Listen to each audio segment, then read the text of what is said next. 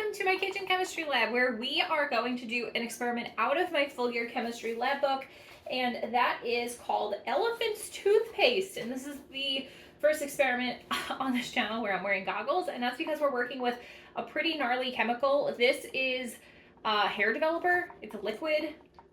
I just got it at the beauty supply store. This is a good percentage hydrogen peroxide, and we are going to use this in a reaction using yeast, some dish soap, and some food coloring just to make it fun. We are going to take the second oxygen off of the hydrogen peroxide. This is wiggly in here. We're going to take the second oxygen off the hydrogen peroxide. The oxygen is going to fill some soap bubbles and give us a nice beautiful foam, and yeast is going to be the catalyst in that chemical reaction. Yeast is the same yeast used to make bread. It gives air bubbles. It turns sugar into carbon dioxide, and that's what makes bread fluffy. It puts the air bubbles in there and gives bread its texture. So we're going to work with that today, as well as the hydrogen peroxide, hence the goggles. The first thing we're going to do is use about 50 milliliters of water and about a tablespoon of yeast. I haven't actually measured the yeast. I am trying to keep this food safe here because I use this yeast to make bread. This weigh boat hasn't actually weighed anything. I'm just using it to kind of like pour this in here. The yeast and water are going to be kind of like globby when they mix. I'm going to try to mix this together the best that I can. And this is going to be our reaction vessel. I think it works best in the Erlenmeyer flask. We don't want it to be chunky, so we're going to stir it pretty well. And we're going to give this a few minutes to activate. This is bread machine yeast, so it actually activates a little bit faster than standard yeast. And we are going to take the temperature of this solution. And while that's happening, we're going to put that in this glass baking dish. Just to catch the overflow, because the elephant's toothpaste reaction is known for overflowing the flask, and I just don't want to make a mess out of my counters. So I'm just going to use this dish. You could use any dish, it doesn't matter. And then what we're going to do is mix about 120 milliliters of the hydrogen peroxide with about a tablespoon of dish soap in here, and then pour that into the flask. I am using food coloring just to make it look a little bit more interesting, and I chose green because that's the shirt I'm wearing, and I don't really want to be stained today.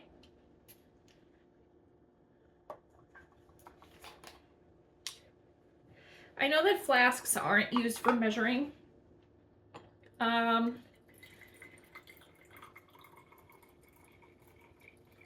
But this is an approximation, so that's probably about 120 milliliters. It's okay if I'm off by a few digits. I don't need this to be totally exact. But this is my hydrogen peroxide and the green food coloring. I'm going to add a few squirts of dish detergent. I have some dish detergent in here. My dish detergent is clear, so you can't really see that I've added it.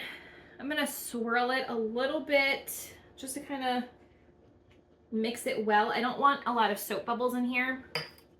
And now before I do my reaction, I have to take the temperature of this yeast mixture, and that is coming out to 31 Celsius.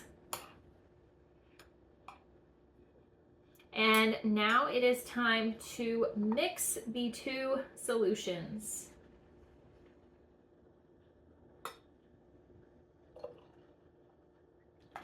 Oh. Oh, goodness gracious. Oh my goodness. I'm gonna overflow. Oh no. Okay, well, good thing my thermometer is in here because I need my thermometer to take this temperature. Ooh, can you see the steam coming off of this? Oh, it feels so hot. Okay, 40 Celsius. 41 Celsius. Oh, this is such a soapy mess. Okay, next time I have to put it in the bigger flask. I have a flask in this giant cloud. Holy moly. Okay, 45 Celsius. 46 Celsius. This is all just like soap. This is, I mean, don't eat it, but it's safe to touch. The green is really just here to make it interesting. 46 Celsius.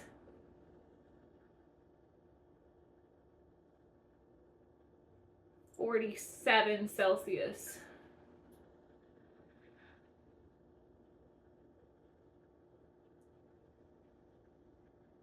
Oh boy, I have made a mess. All right, 47 Celsius. It has capped out. Oh, I should have put my hair back. All right, so let me clean this up and we will do a second trial. Okay, so this time I am going to put my yeast in the larger flask, and I'm actually going to take the temperature of the larger flask instead of the overflow. So this time, again, we're working with roughly 50 milliliters of water and about a tablespoon of yeast, which will be added to that flask. I'm going to give it a swirl and try to get the yeast to dissolve. Good thing I had this overflow container, right? Okay, that looks about right. And I'm gonna take the temperature of that. We have the food coloring. This is why we wear the goggles. When all the foam comes up, that is just water, right? Because the decomposition of this is going to break down into oxygen and water. Okay, so that is about 120 milliliters. Again, it's not perfect for measuring, but we're going to try it. This yeast mixture is 30 Celsius. And, oh, I need the soap. Good thing I didn't forget that. And we're going to pour it, and we're going to pour it quick. Whoa.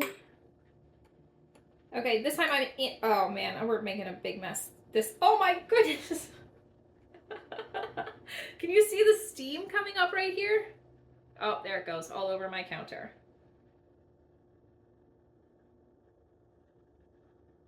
Okay, well apparently the 250 was still too small. Maybe a 1 liter would work nicely. Okay, this one's coming to 50 Celsius. Let's see if it's rising. I can see the steam coming off of here. This is all oxygen and water vapor. It's 49 Celsius. Okay, so my 47 from before probably was okay. Oh, goodness gracious. I can feel that I'm in the flask right now. We're going to try it one more time. We're going to use this giant glass vase. I don't know the actual capacity of this. I know that I do have a 1 liter Erlenmeyer flask, but it is packed away, and I actually was gifted it, and it has my name printed on it, and I don't want the reaction to mess it up. So we're going to try it with this giant vase and see if we can get a cooler reaction overflow. I don't know. Let's give it a shot. So again, 50 milliliters of water, which in this case barely half an inch in here. And again, the rough tablespoon of yeast.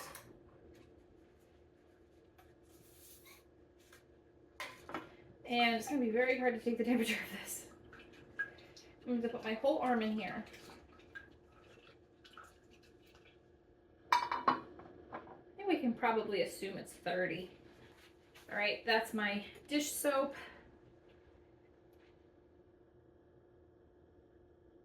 My food color. And roughly 120 milliliters of hydrogen peroxide.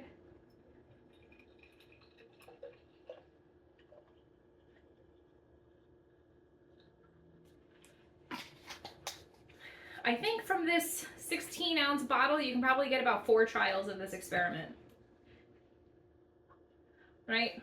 Yeah, it's 473. So you can get roughly 4 trials here. Okay. Whew. Let's see if this works. There we go. Ah! Oh, goodness gracious. Can you see the steam? Oh, so much for my catching. Oh, goodness, I need the trash can.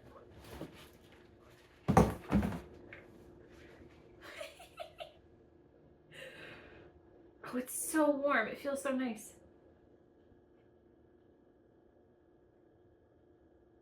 Okay, now this temperature that I'm taking here is very high up. The reaction happened much lower. Unfortunately, I would need a digital probe in order to read that temperature that low. This is 51 Celsius. Okay, so if you're gonna do a vase, a very tall vase, you're gonna want like a brownie pan. Oh boy. Yeah, 51 was the highest our temperature got. It's starting to drop now. All right, well, that's the elephant's toothpaste lab. All right, we are going to do the calculations for the elephant's toothpaste experiment. So to begin, we have to calculate the density of the hydrogen peroxide. So, well, really we need the mass because the density is not that hard to figure out. We were not working with 100% hydrogen peroxide, but we're going to assume that we did, just because otherwise this density situation would not work. So the density of hydrogen peroxide, pure, is 1.2 grams per milliliter. The mass of that is what we are solving for, and the volume that we used was 120 milliliters. So we're going to put that over 1 to crisscross multiply and solve for m. So m is equal to 144 grams of H2O2 that was used in our experiment. I am only going to do this for one of the trials, but you probably will have to do this for each trial that you did. I am actually recording this on a different day. So all I know is that we ended at 51 degrees Celsius, but we began at 23 degrees Celsius. I think that's what we did. Let's assume that's what we did, even if that's not true. It's okay though, because if you're doing this experiment, you're going to have different data than me anyway, so it's not like it's a huge deal. Okay, so in order to figure out how much heat was given off by this reaction, we would have to put that into the equation Q equals mc delta T. And the reason we used hydrogen peroxide here is because that's truly the system.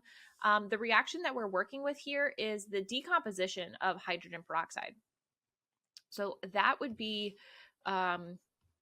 H2O2 giving us H2O and oxygen gas. And then we have to go through and balance this. So let's see, that's 2 and a 2. That gives me 4 hydrogens on each side. This 2 times 2 gives me 4 oxygens, but this is just 2. And then that is another 2 giving me 4. So that is really the reaction that we're looking at. And that is why we have to use the mass of hydrogen peroxide in this Q equals mc delta T. So Q is what we're solving for. M was the 144 grams. C, remember, is the specific heat capacity. So we're going to use that for hydrogen peroxide.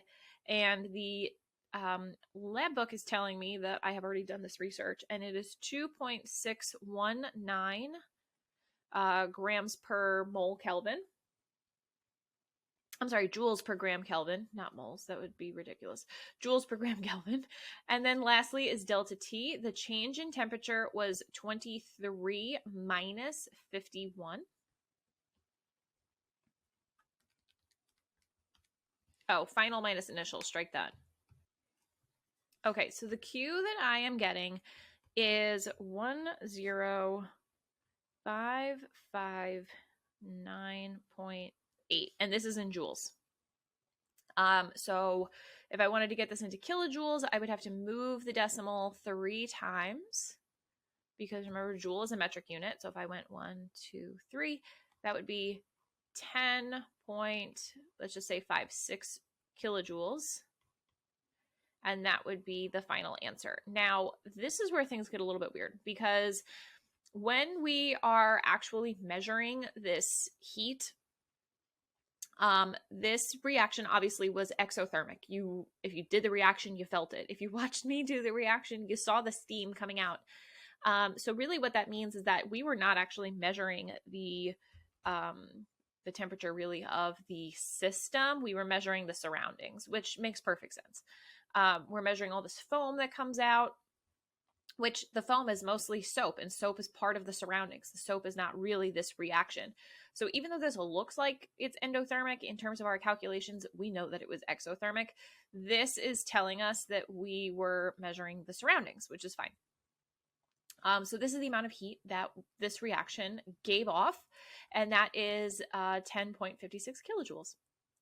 So depending on the number of trials that you did for this experiment, you would figure this out and see how much heat you lost during this decomposition reaction.